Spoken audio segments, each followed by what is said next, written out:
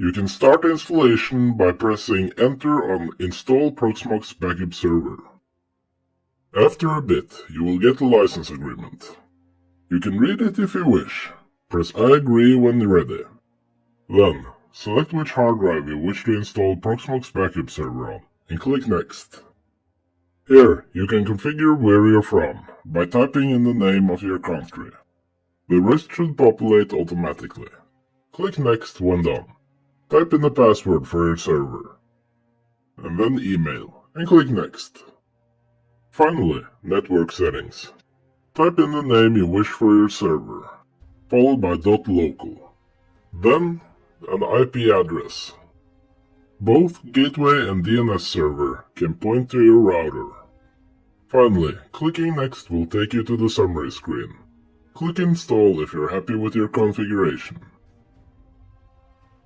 When the installation is done, you should see an address just like with Proxmox. Type that into the search bar of a web browser.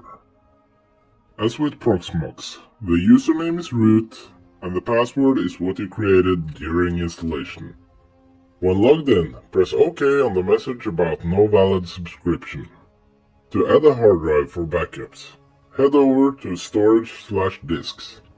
Click the disk you wish to use, then click Initialize Disk with GPT.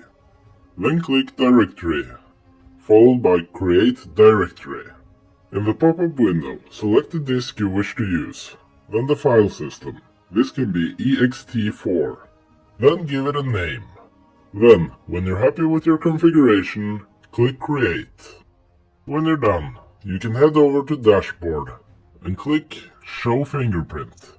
Click the Copy button and head over to your Proxmox server.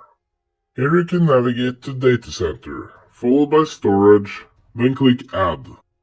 In the drop-down menu, click Proxmox Backup Server. There's a few parameters to fill out here. Start with ID. This is the name of your Proxmox Backup Server. Next is Server. Type in the IP address of your Proxmox Backup Server. Then Username. Type in root@PAM.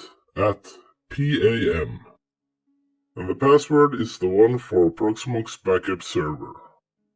You can add your Proxmox server to nodes if you wish. This is not necessary. Then Data Store. Type in the disk you wish to use. And then finally, paste in the fingerprint and click Add. You can now set up backup routines. Navigate to Data Center, then Backup, and click Add.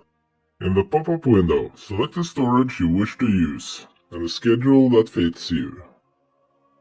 Then check the virtual machines you wish to take a backup of. And if you don't wish your storage to run full, you can click Retention, and select how many backups you wish to keep. Then click Create. To make sure the backup works, you can select a routine and click Run Now. This can take a while, depending on the size of your virtual machines and your hardware.